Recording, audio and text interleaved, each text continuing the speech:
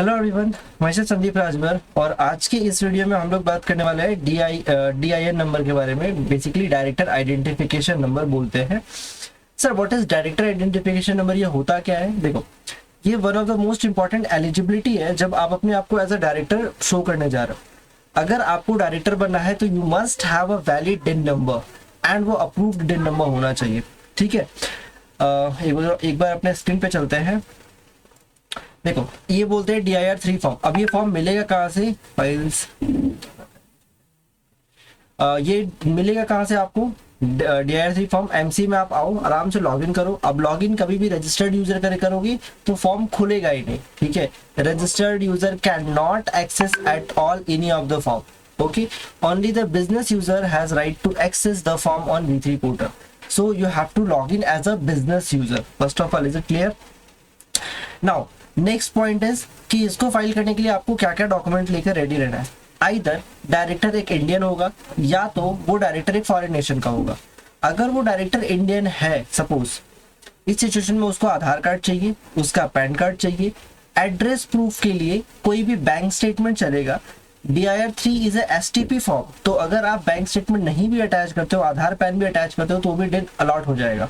ठीक है, non STP मतलब ये बहुत जल्दी ऑटोमेटिक अलॉट मतलब हो जाता है। बेसिकली बस डॉक्यूमेंट चेक करता है, बेसिक डॉक्यूमेंट चेक करता है कि क्या सब कुछ है नहीं है, बस वो अलॉट कर देता है। ठीक है, अगर ये नॉन STP बन जाता है जब आपका और बाकी डिटेल रहता है, मतलब फॉरेन वगैरह डायरेक्टर होते हैं, तब वो नॉन STP जाता है। तो सारा DIR3 is not a STP mode. ठीक है, तो जब आप STP ये फॉर्म फिलअप करोगे तो उसमें आपके पास आधार कार्ड, पैन कार्ड, उसका एक फोटोग्राफ, डायरेक्टर का ईमेल आईडी, डायरेक्टर का पर्सनल फोन नंबर, उसका एड्रेस प्रूफ। एड्रेस प्रूफ में आप बैंक स्टेटमेंट ले सकते हो, इलेक्ट्रिसिटी बिल ले सकते हो, कोई भी गवर्नमेंट बिल यूज कर सकते हैं। ठीक है, बेसिकली थर्ड पार्टी बिल। तो आपको अपना फोटो यहाँ पे मतलब जिस भी डायरेक्टर के करे उसका फोटो अटैच कर लेना है।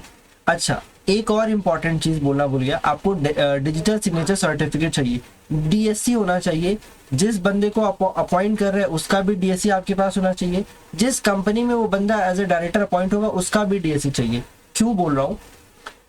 उस कंपनी का एक डायरेक्टर इस फॉर्म को रेटिफाई करेगा, मतलब अप्रूव करेगा कि हाँ मैं इस कंपनी का ओनर हूँ, डायरेक्टर हूँ, और मैं इस कंपनी का being a director, being authorised person, मैं इसको अलाउ करता हूँ अपने कंपनी में डायरेक्टरशिप के लिए, इसलिए आप इसको ये दे दो। ठीक है, तो जिस कंपनी से आप ऑथराइजेशन ले रहे हो, जिस कंपनी के थ्रू आप ये प्रोसीड कर रहे हो, उस कंपनी का बोर्ड रेजोल्यूशन भी चाहिए होता है। वैसे तो मैंडेटरी अटैचमेंट नहीं है, बट एक गुड गवर्नेंस के लिए हम लोग अटैच कर देते हैं। ठीक है, तो यहाँ पे आपको अटैच करना है अपना फोन नंबर, उसका सिटीजन कहाँ है, ऑब्वियसली सिटीजन ऑफ इंडिया होगा। अगर आप नो करते हैं तो आपको पैन नंबर मैंडेटरी नहीं रहता है, फिर आप आराम से देखो पैन नंबर डिजेबल हो गया। ठीक है, फिर पैन का झमेला नहीं है। यस करेंगे तो pan will be enabled and आपको पैन वेरिफिकेशन इज मैंडेटरी। तो he is a citizen of India, आप क्या करोगे? नो, आप उसका first name, mid name, father name वगैरह डालो। नेशनलिटी, अगर इंडियन सिटीजन नहीं है तो कहाँ का है भाई, रेसिडेंट कहाँ का है। अब एक चीज क्लैरिटी के साथ रखना, जरूरी नहीं है कि अगर कोई इंसान इंडियन सिटीजन नहीं है तो वो इंडियन रेसिडेंट भी नहीं होगा। हो सकता है वो इंडियन रेसिडेंट का क्राइटेरिया फुलफिल करता हो। ठीक है, तो ये चीज आप अपने से प्रिज्यूम मत कर लेना, एक बार जरूर क्लाइंट से कंफर्म कर लो कि भैया क्या सिचुएशन है। सो आगे बढ़ते हैं। मैं भूल गया कहा था यार। ठीक है, क्योंकि मैं आ रहा हूँ 20 मिनट बाद वापस आ रहा हूँ वीडियो पे। ये सबसे बड़ा प्रॉब्लम यही है, एक वीडियो बनाने बैठो, आधा काम बनने के बाद बिगड़ जाता है, मतलब अटक ही जाता है। ठीक है, अभी कोई डिस्टर्ब नहीं करेगा मेरे को, जहां तक मेरा उम्मीद है। आगे बढ़ते हैं। सो आपको बाकी सारा self employment, professional, home maker क्या है वो आपके अकॉर्डिंग, उस बंदे के अकॉर्डिंग आपको डिटेल डालना है। पैन वैन डालिए। एक चीज आपको तो डालना पड़ेगा, अगर सिटीजन है तो पैन डालिए, इंडिया के बाहर का है तो पासपोर्ट डालिए। अगर इंडिया के बाहर का बंदा है तो हर डॉक्यूमेंट अपोस्टाइल होना चाहिए उसके कंट्री में। ठीक है, तभी वो चीज यहाँ पे वैलिड होगा, अदरवाइज वैलिड नहीं है वो। ठीक है, फिर वो अटक जाता है, पक्का वाला चीज। यहाँ पे अगर आप वोटर, आपके पास आधार नहीं है, आप वोटर डालना चाहते हो तो यार good to go. Driving licence है तो वो भी डाल सकते हैं, पासपोर्ट है तो डाल सकते हैं। अदरवाइज आधार या वोटर में से कोई एक से काम चल जाता है। नहीं है आधार, तब ये आप अल्टरनेट यूज करते ना। परमानेंट एड्रेस आपको डालना है एज इट इज, यहाँ पे आप यस करेंगे। एक बात का ध्यान रखना, जब भी फोन नंबर डालना +91 मत छोड़ना। अगर +91 लिखना भूल गए बॉस तो आपको OTP नहीं जाएगा इस नंबर के ऊपर। ठीक है, ऐसा बहुत लोग का गड़बड़ हुआ है। यहाँ पे विद कंट्री कोड है ना, कंट्री कोड में भाई +91 बहुत लोग छोड़ देता है कि भाई छोड़ना, मतलब डायरेक्ट फोन नंबर डाल के आगे बढ़ गया।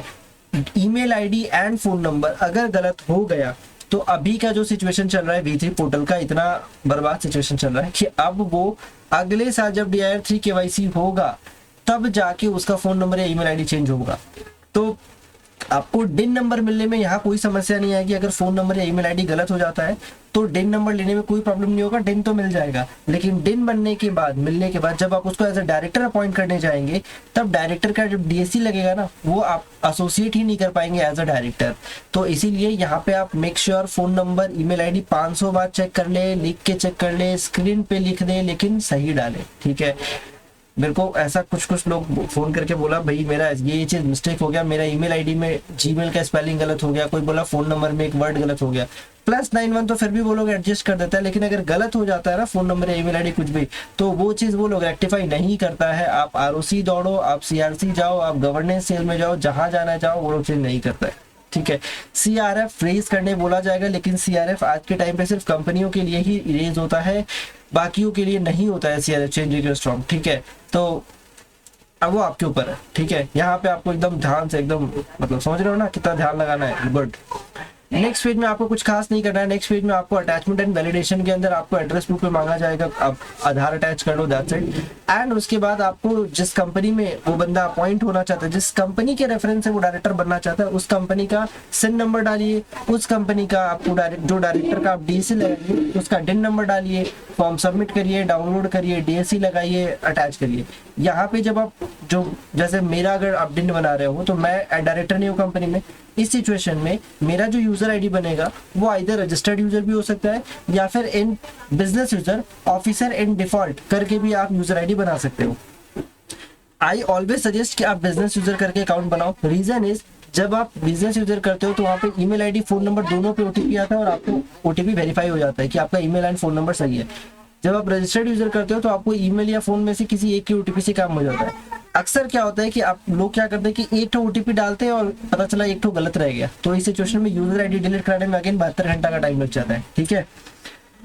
सो इतना काफी है, I think that is more than sufficient. आप अपना DIN अप्लाई कर पाओगे। DIN एप्लीकेशन में कितना टाइम लगता है भैया? एप्लीकेशन करने के बाद ऑन एन एवरेज 1 दिन के अंदर, मेरे को लगता है अगर आप STP मोड में आप अप्लाई कर रहे हो तो उस सिचुएशन में आपका विद इन 1 to 2 आवर के अंदर अप्रूव हो जाता है। आप पेमेंट डालो, 1 से 2 घंटे के अंदर DIN आ जाता है आपका, ठीक है। वो DIN आपके मेल आईडी पे ही आएगा और आपको यहाँ से डाउनलोड कर पाएंगे। अपार्ट फ्रॉम दैट आपका DIN में कितना पैसा खर्चा होता है, तो 500 रुपये आता है गवर्नमेंट फीस जो आपको पे करना है। इसके अलावा प्रोफेशनल डिपेंड करता है कितना चार्ज करता है, 1000, कुछ लोग 500, कुछ लोग 2000, अब कुछ लोग 5000 भी चार्ज करते हैं, ठीक है। तो ये अब आपके ऊपर है। ये सारा सिचुएशन मैंने आपके साथ शेयर कर दिया है। DIN एप्लीकेशन सिखा दिया है आपको कैसे करना है। DIN एप्लीकेशन करने के लिए कोई जरूरी नहीं कि आप किसी बहुत बड़े फॉर्म के पास जाएंगे तभी वो बंदा आपका DIN एप्लीकेशन करेगा। ये सेल्फ सर्विस भी आप कर सकते हो, खुद से भी आप कर सकते हो, अगर आप मतलब सारा प्रोसीजर अच्छे से कंप्लाई कर रहे हो तो। अदरवाइज कोई बहुत बड़ा चीज नहीं है DIN एप्लीकेशन करना, ठीक है। तो बेसिक चीज था, मैंने आपको बता दिया। अच्छा, एक और चीज, one more thing, board resolution जरूर अटैच कर देना, बिकॉज गुड प्रैक्टिस बोलता है कि आप जो कंपनी उसको रिकमेंड कर रहा है उस कंपनी के लेटर हेड पे भाई कुछ तो होना चाहिए ना रिकमेंडेशन के नाम पे। तो बीइंग अ रिकमेंडेशन के नाम पे एक बोर्ड रेजोल्यूशन जरूर अटैच करिए। आप बोर्ड रेजोल्यूशन, मेरे को उम्मीद है कि आपको बनाना आता है। नहीं आता है तो साइट के ऊपर आप द लीगल टाइम में ब्लॉग में डाल देता हूँ मैं बोर्ड रेजोल्यूशन का ड्राफ्ट, उसमें डिटेल चेंज करिए, आप उसको टाइम करिए, साइन करिए, अटैच कर दीजिए, ठीक है। आपका मेजॉरिटी प्रॉब्लम मैं सॉल्व कर दिया यहाँ पे। अपार्ट फ्रॉम दैट आपको जो डॉक्यूमेंटेशन का रिक्वायर्ड होगा वो मैं अपने वेबसाइट के ऊपर भी डाल दूंगा सारा पॉइंट, सो दैट आपका क्लैरिटी रहे और अप टू डेट कंप्लेंट हो। मिलते हैं नेक्स्ट वीडियो में। जय हिंद। तब तक चैनल को जरूर सब्सक्राइब करना। कोई भी डाउट अगर आपका है अभी भी तो आपके लिए गूगल फॉर्म जिंदाबाद है, आप फॉर्म फिलअप करो, I will definitely help you on that situation. And apart from that अगर आपको कोई भी कंसल्टेंसी चाहिए तो सारा कुछ नीचे डिस्क्रिप्शन में दिया हुआ है, मेरा पर्सनल व्हाट्सएप नंबर वगैरह भी दिया हुआ है, आप सीधा व्हाट्सएप कर सकते हो। कॉल शायद मैं प्रेफर ना करूँ बट व्हाट्सएप कर सकते हो, ठीक है। मिलते हैं नेक्स्ट वीडियो में। जय हिंद।